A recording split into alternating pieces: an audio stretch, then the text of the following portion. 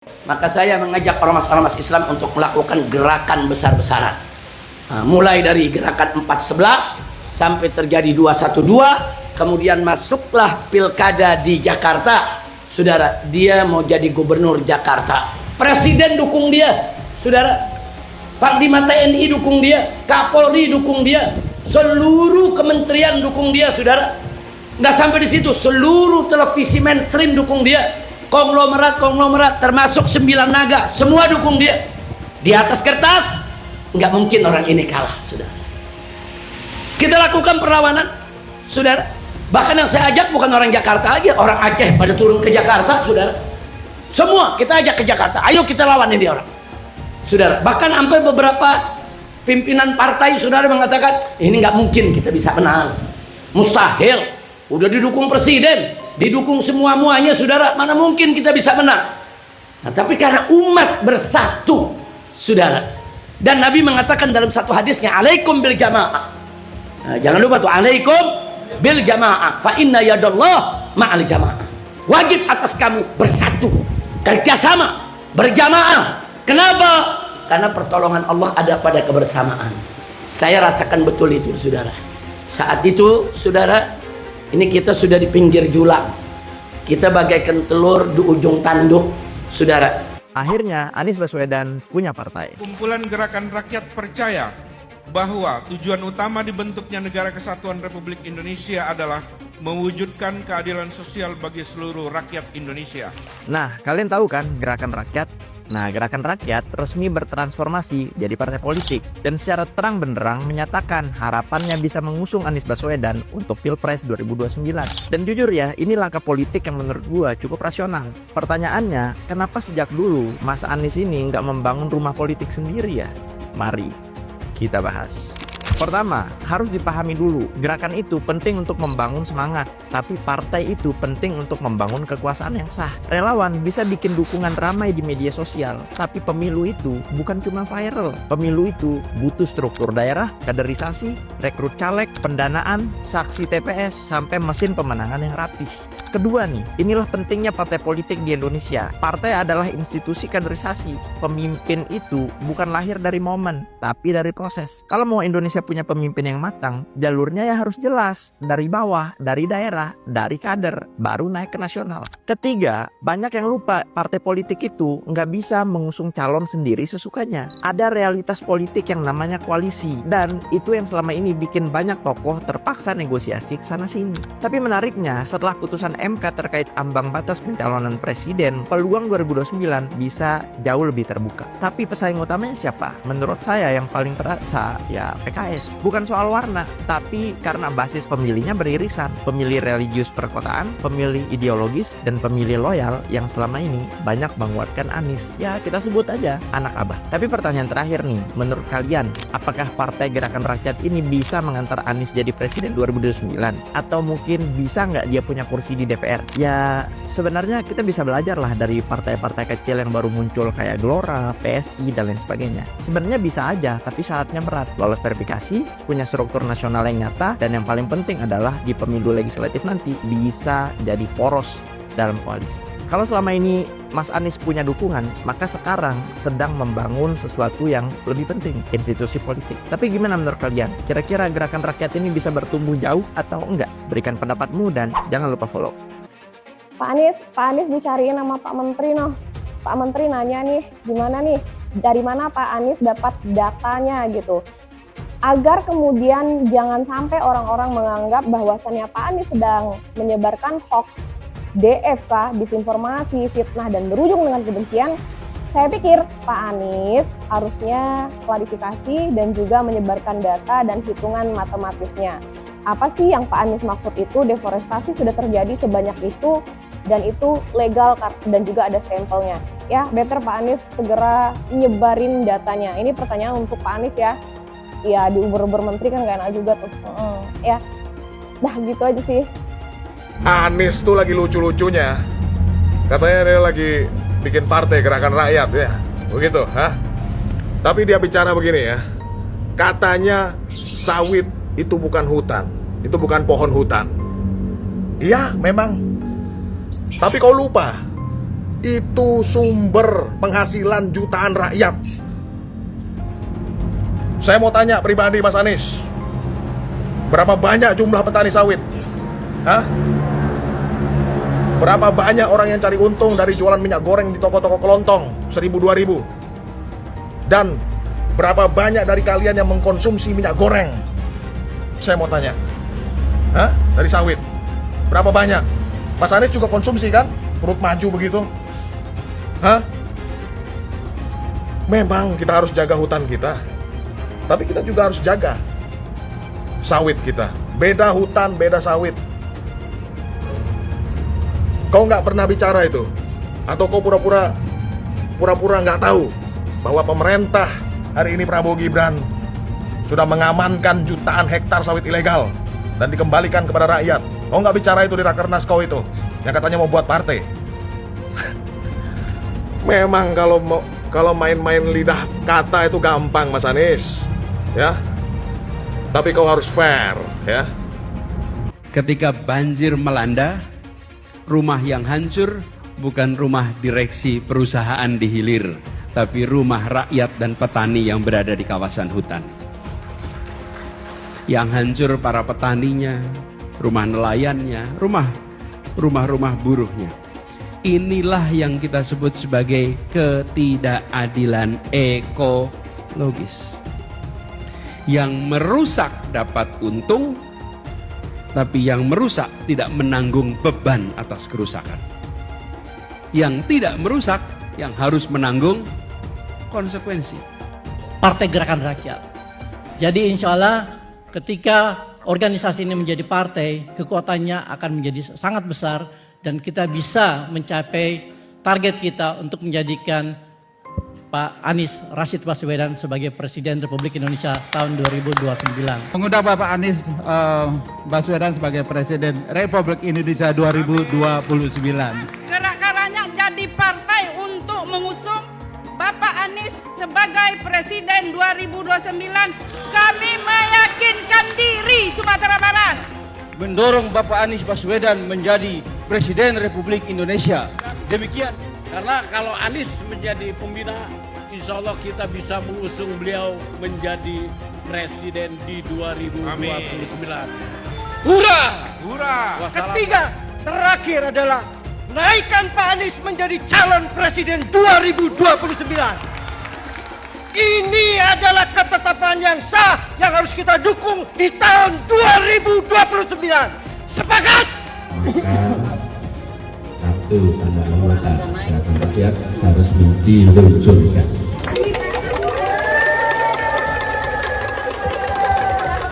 Anies manis ya. Semanis janjinya ke warga Jakarta, yang katanya Tugu Bambu bisa mempercantik Jakarta, yang katanya rumah DP 0% itu bisa membantu warga Jakarta yang belum punya rumah, yang katanya sumur resapan bisa mengatasi banjir. Kan katanya, bukan faktanya. Faktanya Tugu Bambu cuma jadi sampah. Faktanya rumah DP 0% itu gagal. Faktanya yang katanya dulu rumah DP 0% minimal gaji 7 juta naik menjadi 14 juta. Faktanya sumur resapan cuma bikin jalan rusak dan kecelakaan. Ya. Oh iya. Iya emang iya. Lah, jawabannya kok iya emang bener. Ya bantah lah. Pak Anies kan pinter ngomong biasanya. Itu semua katanya teman-teman ya. Tulis pendapat kalian di kolom komentar. Salam Jigigis. Anies Baswedan ada bencana di Aceh, di Sumatera ini hanya mengisi perutnya sendiri saja, ke sana makan, ke sini makan. Orang ini betul-betul sarap lah.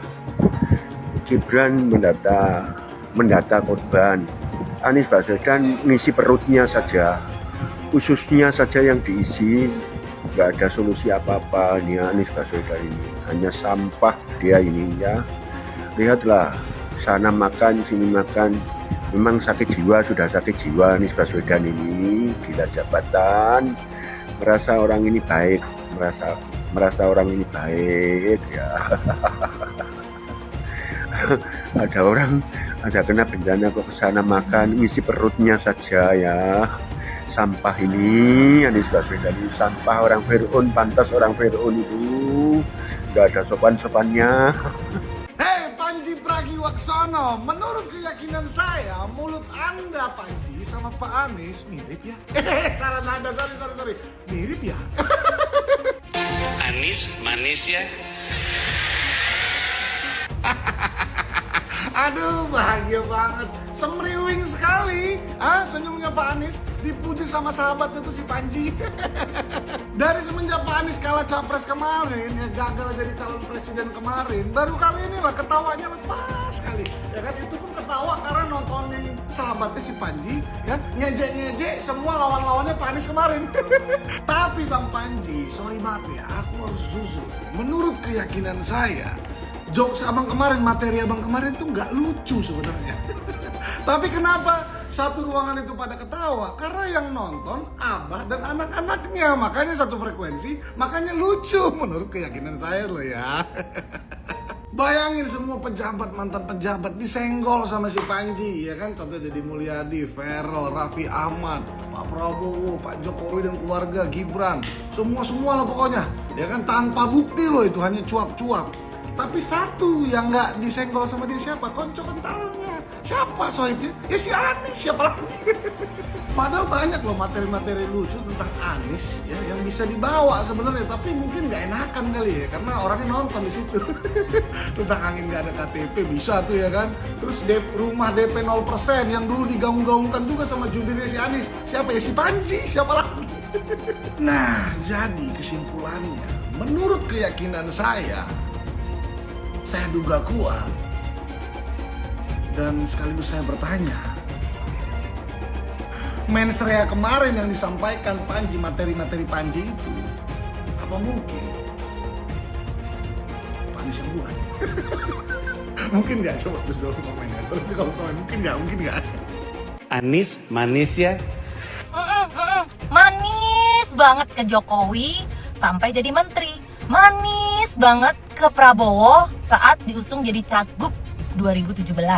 Manis banget ke Nasdem, ke PKB, ke PKS saat diusung jadi capres 2024. Dan ini yang gong nih, manis banget ke PDI Perjuangan waktu ngarep banget diusung jadi cagup 2024. Giliran gak ada satu partai pun yang ngusung, semua partai tersandra kekuasaan. Anies penjilat ya?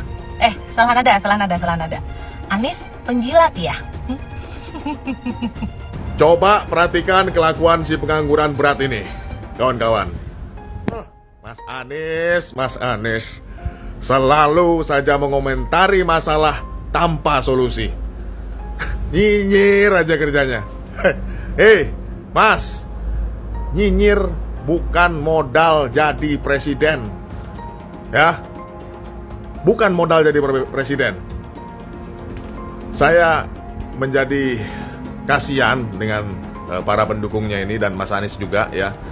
Mungkin kalau Mas Anies tahu, bisa jadi para pendukungnya ini sedang reposisi sekarang. Kenapa? Karena mual ngelihat kelakuan Mas Anies ini. Ya, ngoceh. Kalau anak Gen Z bilang itu yeping, ya. Nah, by the way, itu Mas Anies tebal sekali bedaknya itu. Ngangguran, ngomongin nganggur, dia sendiri nganggur. Penghormatan bisa dibeli, tapi kehormatan tidak bisa dibeli. Uang bisa mendapatkan penghormatan, tapi uang tidak bisa mendapatkan kehormatan. Kehormatan itu hanya bisa didapat lewat langkah-langkah yang terhormat.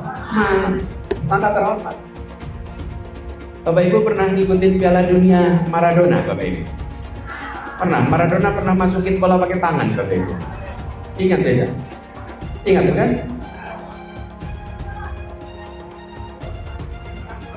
Ya, ada yang bilang tangan Tuhan. Saya kurang setuju itu. Masa Tuhan berlaku curang? Kalau curang itu kerjaan setan, Bapak Ibu. Jadi itu tangan apa? Ya. Tapi yang menarik, Maradonanya tidak mau mengakui bahwa itu pakai tangan. Ya diam saja. Dan ketika itu dinyatakan gol, dia diam saja. Dan ketika dia menerima piala, dia diam saja. Semua orang tahu itu curang. Semua orang tahu itu pakai tangan.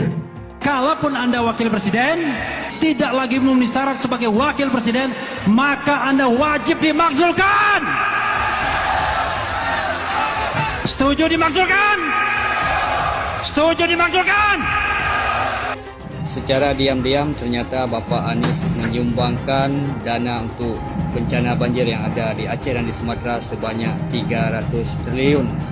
Wah, ini luar biasa nih, pengorbanan dari Bapak Anies. Luar biasa ini. Apa komentar kalian? Saya akan bongkar dari mana sumber dana 300 triliun yang dimiliki Pak Anies yang untuk disumbang ke korban banjir di Aceh, Sumatera Barat, dan juga seluruh. Yang perlu kalian tahu, Bapak Anies itu sahabat terdekatnya Elon Musk. Elon Musk dengan Bapak Anies memiliki hubungan yang sangat dekat. Jadi 300T itu dari Elon Musk, sahabat dekatnya Bapak Anies. Presiden bukan, wakil presiden juga bukan, ketua RT juga bukan. Tiba-tiba muncul videonya datang ke lokasi bencana di Aceh gitu loh. Sedangkan presidennya sekarang saja kalah ini dengan si Wawa ini satu ini. Itu datang ke sana itu melihat bencana alam atau sedang menghitung gelondongan kayu yang sedang hanyut.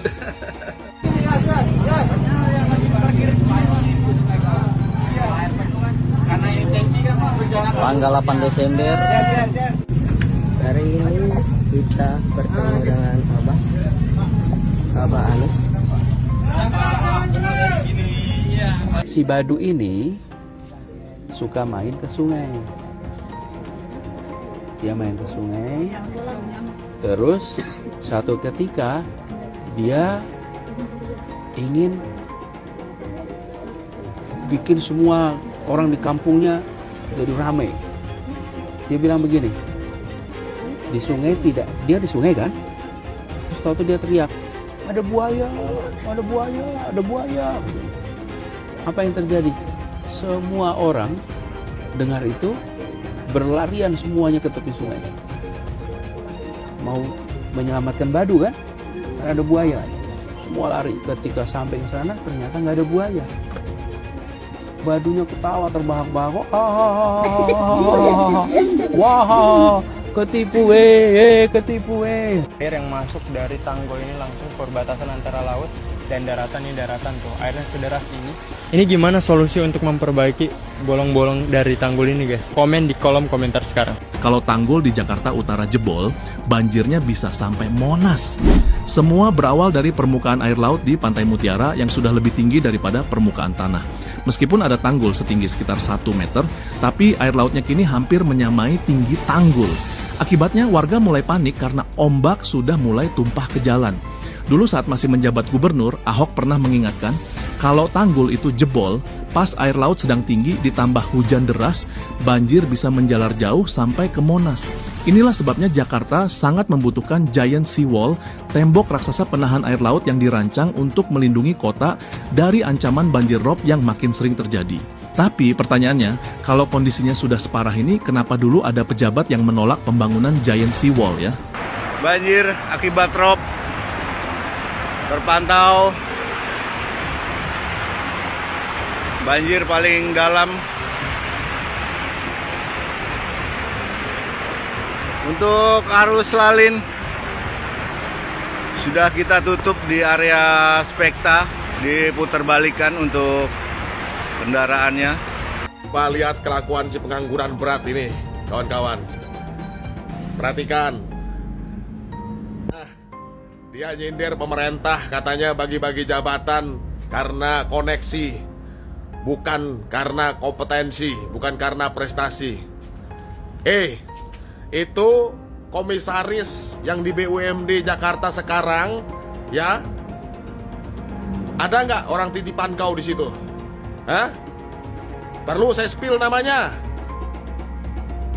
Pelan-pelan, ya.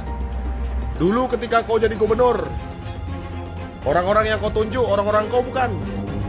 Hah? Kau jadi menterinya Pak Jokowi, itu karena koneksi apa bukan? Kemudian dipecat. Yang waktu itu dipecat, reshuffle. Karena koneksi apa bukan? waktu itu menjadi gubernur DKI Jakarta sebelumnya. Diusung itu karena koneksi atau bukan? Internet kita pun terhubung karena koneksi. Ini sudah menjadi hukum alam, Pak. Ya. Jadi kalau ngomong ya asal bicara sih. Menepuk air di dulang, terpercik muka sendiri. Begitu ya, Mas Aris. Ini bener loh kata Pak Anies ini, kita harus nagih janji kampanyenya Prabowo Gibran. Karena berdasarkan pengalaman Pak Anies ini, jangan sampai janji kampanyenya gagal. Seperti DP rumah 0% kala itu ya. Mungkin waktu itu warga Jakarta nggak banyak yang nagih, nggak banyak yang berisik gitu ya. Tiap hari, mana nih rumah DP 0%-nya Pak Anies, mana rumah DP 0%-nya gitu ya. Jadi gagal waktu itu ceritanya rumah DP 0%. Jadi kan ini masih 4 tahun ya kan. Yuk bersama-sama mengawal menagih janji kampanyenya Prabowo Gibran. Jangan sampai seperti nasib rumah DP 0% yang gagal itu. Gitu maksudnya Pak Anies. Baik kok maksudnya Pak Anies, ya kan Pak Anies? Mas Anies. Masih aja nyinyir ya. Pengen gue katain anak abah tapi emang dia abahnya. Setahun sudah pemerintahan baru ini berjalan. Pak Presiden baru saja bilang bahwa angka pengangguran terendah sejak tahun 98. Bagus dong kalau gitu. Tapi kenapa obrolan sehari-hari yang kedengarannya malah sebaliknya? Susah cari kerja, lowongan seret, PHK di mana-mana. Nah kok bisa? Jadi pantas ya kalau banyak yang merasa apa yang ada di berita itu beda dengan apa yang ada di dompet. Di pasar sepi, cicilan makin berat, grup chat alumni isinya cari info loker. Nah, kita nggak usah takut lah lihat kenyataan dengan lengkap. Kalian udah lihat videonya Pak Anies yang ini belum? Kalau belum terlaksana tuntas, tagih. Misalnya, rencana membangun 3 juta rumah per tahun. Tidak usah dikritik, ditagih saja. Pak Anies bilang kalau programnya belum jalan, ya tagih aja. Contohnya 3 juta rumah per tahun. Tapi pertanyaannya, kenapa selalu nyalain pemerintah sekarang? Emangnya program Pak Anies selama di DKI kemarin itu jalan semua? Mari kita bahas. Jangan lupa juga kalau ada beberapa program yang sebenarnya selama 5 tahun gagal diwujudkan oleh Pak Anies. Misalnya pertama, proyek Tanggul Laut Jakarta. Proyek Tanggul Laut Jakarta sempat ditolak Anies dengan alasan nggak perlu lingkungan. Sekarang justru dihidupkan lagi oleh Presiden Prabowo karena dianggap penting untuk melindungi Jakarta dari ancaman naiknya air laut. Selain itu, ada juga Kampung Susun Bayam. Dulu dijanjikan jadi solusi relokasi warga di sekitar Stadion JIS. Nyatanya sampai sekarang nasibnya masih abu-abu. Warganya belum mendapat kepastian. Janjinya besar, tapi eksekusinya minim. Terus ada juga normalisasi sungai. 5 tahun jadi pemimpin di Jakarta, isu banjir masih jadi PR besar yang nggak ada solusinya. Program normalisasi sungai mandek. Padahal jelas dalam UU nomor 23 tahun 2014, pemerintah daerah punya kewajiban urus tata ruang dan lingkungan. Tapi realitanya nggak ada progres signifikan. Kelima, jangan lupa juga bahwa dulu ada yang janji rumah DP 0% atau 0 rupiah. Tapi 5 tahun nggak jalan. Setelah groundbreaking, nggak ada yang tertarik. Berubah dari 0% jadi dibantu maksimal 20% dari APBD DKI. Terus tercapainya hanya 0,34% dari target. Aduh.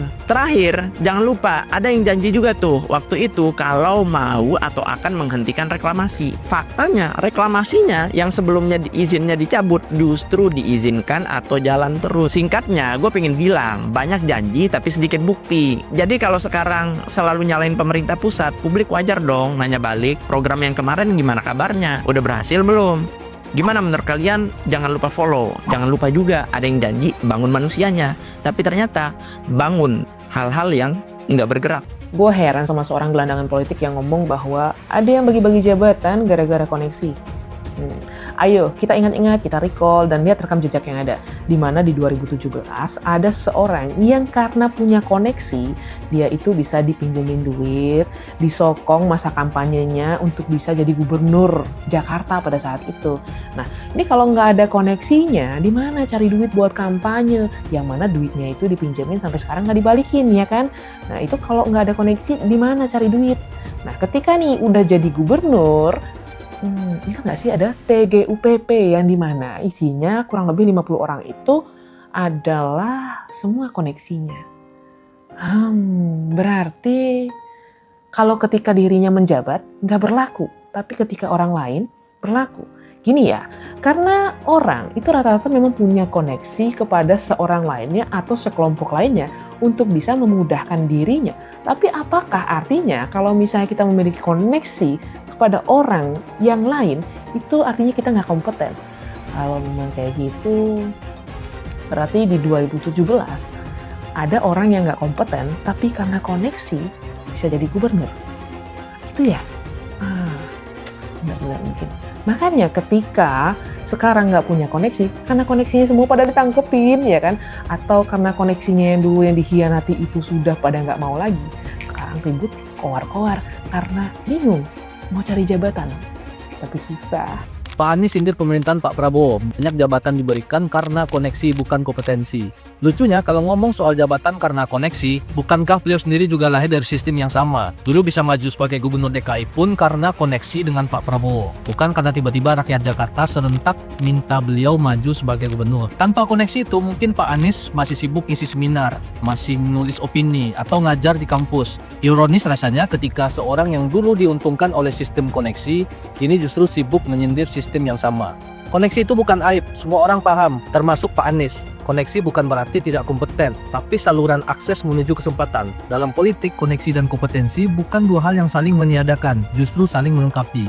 Bedanya, sebagian orang jujur mengakui bahwa koneksi adalah bagian dari realitas politik, sementara beliau lebih suka tampil seolah suci dari sistem yang justru pernah mengantarnya naik. Bahkan sindiran yang ia lontarkan hari ini pun bisa tersorot publik karena sistem itu juga. Jadi sebelum menyalahkan orang lain soal jabatan karena koneksi, mungkin sebaiknya Pak Anies bercermin dulu, biar tidak lupa bahwa gelar mantan gubernur, mantan capres, dan mantan menteri yang kini disandang pun lahir dari sistem yang sama dengan yang hari ini beliau sindir. Bagaimana menurut kalian? Posisi diberikan pada yang berprestasi, bukan diberikan karena koneksi. Dan kita tahu banyak sekali hari ini diberikan tanggung jawab bukan karena kompetensi, bukan karena prestasi, tapi karena koneksi.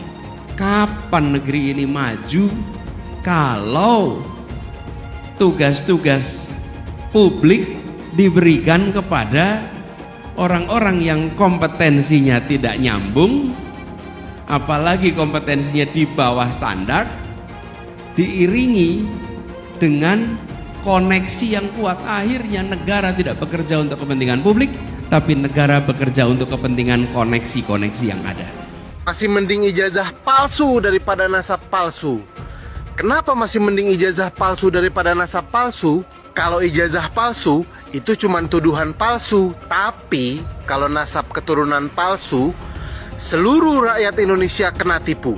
Kalau menurut lo gimana? Coba muncul di kolom komentar. Oke? Itu soal ijazah Pak Jokowi selesai aja lah. Itu Roy Suryo masih juga terus referee ikut dukung lagi. Terus saya mau bilang palsu ijazahnya gimana? Kalau asli ya tunjukkan. Kita buktiin kan goblok, kitanya yang bodoh gitu. Mantan presiden kita, beliau nggak ngapain ijazah palsu. Terus gue baca komen-komennya kan. Komen-komennya siapa? Ya kalau nggak palsu tunjukin ijazahnya lah. Kan lu yang nuduh. Kenapa misalnya beliau gitu, Pak Jokowi nggak tunjukin ijazahnya? Karena dia yang dituduh. Ini kan logika hukum dasar, bro. Contohnya misalnya ini ada yang lucu juga nih, bro. Contohnya ijazah Jokowi. Kan dipermasalahkan tuh ya. Saya nggak peduli ijazah dia real atau ijazah dia nggak real. Tapi setidaknya dia udah jadi presiden, bro. Betul. Daripada yang lu profesor S3 tapi lu nggak jadi apa-apa. Gitu. Gue mendingan biarin, gue nggak peduli. Bahkan lu mau ijazah palsu tapi dia presiden, bro. Daripada lu ijazahnya real, profesor S3 tapi nggak berkontribusi lu buat nggak negara. berkontribusi Ya, gitu. Jadi betul. dunia ini ijazah itu cuma on paper. Yang real itu lu bisa menghasilkan apa di dunia real. Itu yang lebih penting menurut gue. Roy Suryo, Jokowi ijazahnya palsu, tidak kuliah di UGM. Berita tahun 2025.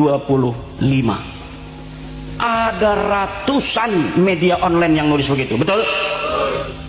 Tapi ketika ada ditemukan koran tahun 1985 yang menyebutkan di koran itu mahasiswa-mahasiswa UGM Fakultas Kehutanan namanya Joko Widodo. Yang kita pegang apakah koran tahun 1985 atau koran media online, media cetak, majalah tahun 2025.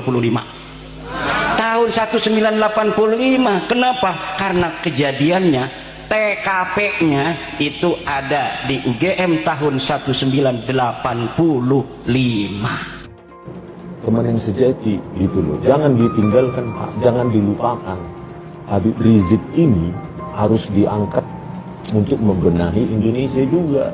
Diajak dong jadi menteri, itu dirangkul gitu loh Pak. Pak Amin Rais dulu dan Mas Rasulullah. Itulah teman sejati Pak Prabowo Subianto, bukan para penjilat-penjilat termul yang justru termul ini si pengkhianat. Ini akan rusuh Pak, serius. Kami 12 orang ini bukan orang biasa Pak.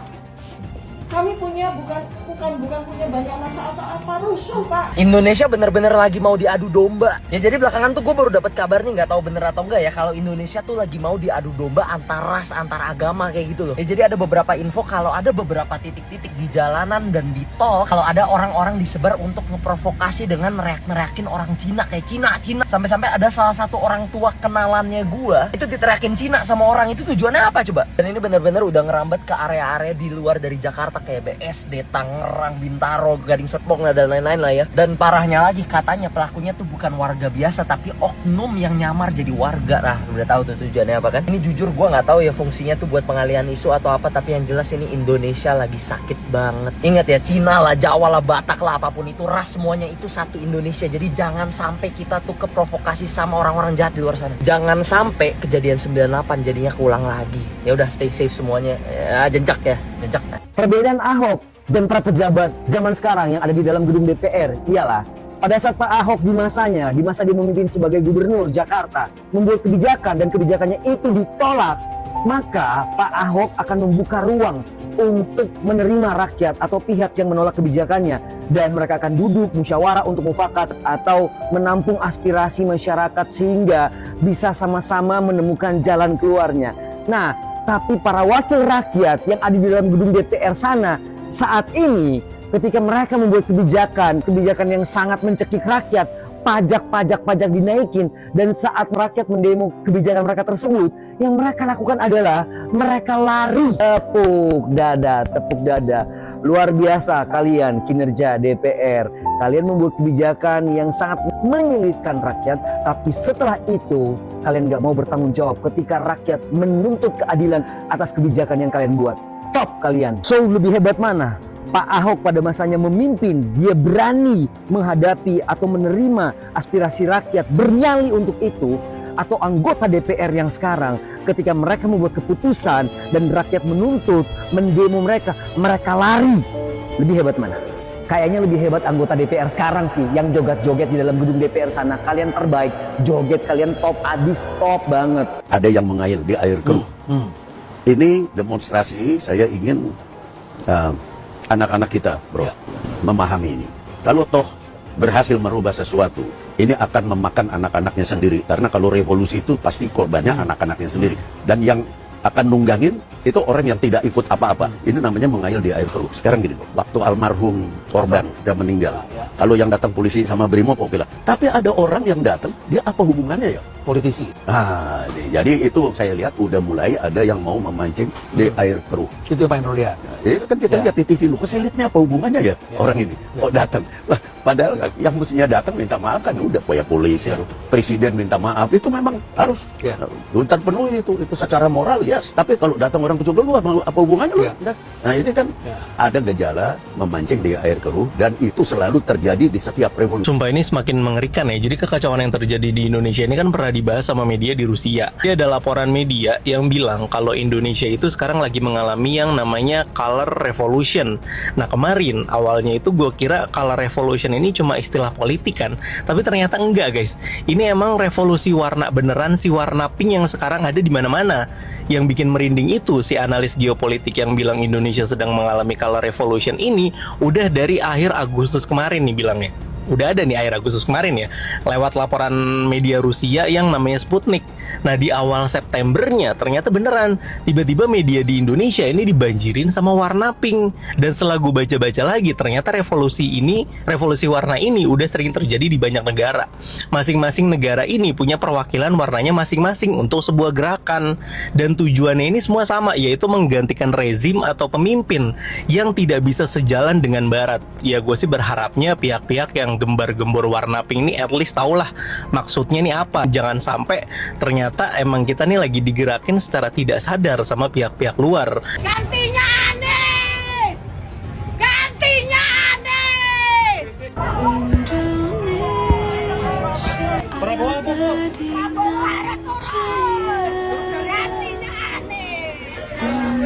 Siapa Indro Priyono yang keluar mengatakan ada dalang, sudah ada saya kantongi namanya, kamu dalangnya, kami harus ditangkap Indro Priyono. Kamu berhenti untuk menipu publik dengan manuver-manuver politik dengan seolah-olah kamu satu jenderal senior, mantan intelijen yang hebat, kamu nggak dihitung. Ada yang main gitu. Ya, itu dari sana, dari luar.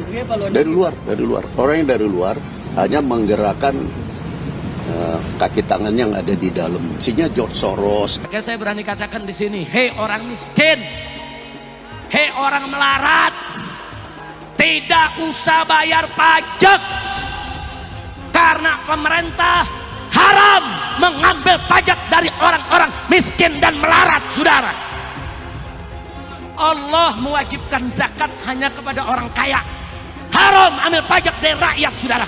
Haram, apalagi dari rakyat miskin yang melarat, yang nyari kerja susah, yang makan susah. Haram kau ambil pajak dari mereka. Lalu Prabowo lengserkan dia, setuju gak? Setuju gak? Dukung tidak? Takbir! Kita akan seret mereka semua untuk dijebloskan ke dalam penjara. Takbir! Setuju tidak? Setuju tidak? Enggak berkelahi aja, kita adu biar dia berkelahi. Tidak ada cerita Ahok dengan Anies. Ketika saya kalah, saya langsung kasih Anies penghargaan, ucapan segala macam. Tapi yang tidak bisa saya terima, ketika Anda menang, Anda pidato memecah belah bangsa. Bahwa Jakarta udah kembali ke pangkuan pribumi yang dijajah selama ini. Itu teksnya di mana-mana. Itu sangat memecah belah bangsa. Saya ini asli Indonesia sesuai undang-undang loh. Apa kata saya namanya Ahok? Itu yang tidak betul seorang Anies lakukan. Bagi saya Anies sangat tidak negarawan. Anda udah menang, yes okay gitu loh. Saya juga tidak bawa ke MA, nggak bawa ke MK. Waktu Anda ulang tahun DKI saya juga datang. Tapi kenapa Anda mesti pidato seperti itu? Bapak Politik Identitas Indonesia Anies Baswedan, Bapak Intoleransi Indonesia Anies Baswedan. Jangan lupakan, jangan terlena, jangan sampai dia pecahkan kita dengan dagangan ayat dan mayatnya. Air itu turun dari langit, turunnya ke atap rumah langsung sumur bor, bukan ke sungai dan ke laut. Syukuri kenapa kalah, kenapa ditahan. Saya bersyukur atas itu semua. Saya coba bayangkan ya, kalau seandainya waktu itu kita menang, gitu ya, hari ini belum tentu kita bisa nikmati seperti ini. Kita bersyukur 5 tahun Tuhan izinkan kasih ke orang yang pintar ngomong untuk kerja. Coba kalau kita bayangkan gitu ya, kalau kemarin saya masih jadi gubernur, ini saya udah turun ini. Tapi yang pintar ngomong itu dikira orang hebat kan? Langsung ketahuan karakternya. Langsung ketahuan itu. Di saya juga ada kutipan Pak di kamar saya Pak. Tulisannya, Jakarta telah mengambil keputusan yang fatal. Dan ini melawan sunatullah. Kenapa? Air itu turun dari langit ke bumi, bukan ke laut. Harusnya dimasukkan ke dalam bumi, masukkan tanah. Di seluruh dunia air jatuh itu dimasukkan ke tanah. Bukan dialirkan pakai gorong-gorong raksasa ke laut. Jakarta telah mengambil keputusan yang fatal. Bukan banjir, itu memang parkir air. Bukan banjir, itu memang parkir air. Penjajahan di depan mata itu di Jakarta. Dulu Kita semua pribumi ditindas dan dikalahkan. Kini telah merdeka, kini saatnya kita menjadi tuan rumah di negeri sendiri. Jadi salah satu aset yang hampir dimiliki oleh semua orang kaya adalah emas. Ya, emas menjadi salah satu hot commodity, terutama belakangan emas meroket dan menembus harga tertinggi. Jadi jika kalian ingin profit atau mendapatkan keuntungan dengan investasi emas, tonton video ini sampai habis. Emas merupakan salah satu investasi yang unik. Kenapa? Karena emas itu terbatas dan dari zaman dulu sampai sekarang emas selalu digunakan untuk melawan inflasi. Jadi ada 5 hal yang kalian harus waspadai ketika harga emas sedang naik. Yang pertama adalah kalian harus tetap tenang. Ya, karena melihat kenaikan emas 30%, kalian mungkin akan takut ketinggalan atau missing out. Jadi tidak usah panik, emas masih merupakan komoditas yang hot. Yang kedua adalah bagi teman-teman yang mempunyai keterbatasan dana, jangan berkecil hati.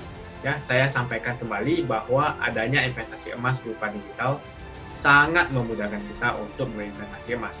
Yang ketiga adalah hati-hati dengan penipuan. Banyak sekali komunitas yang berkedok investasi emas, tapi sebetulnya adalah money game. Dan ujung-ujungnya penyelenggara itu kabur dan merugikan banyak sekali orang.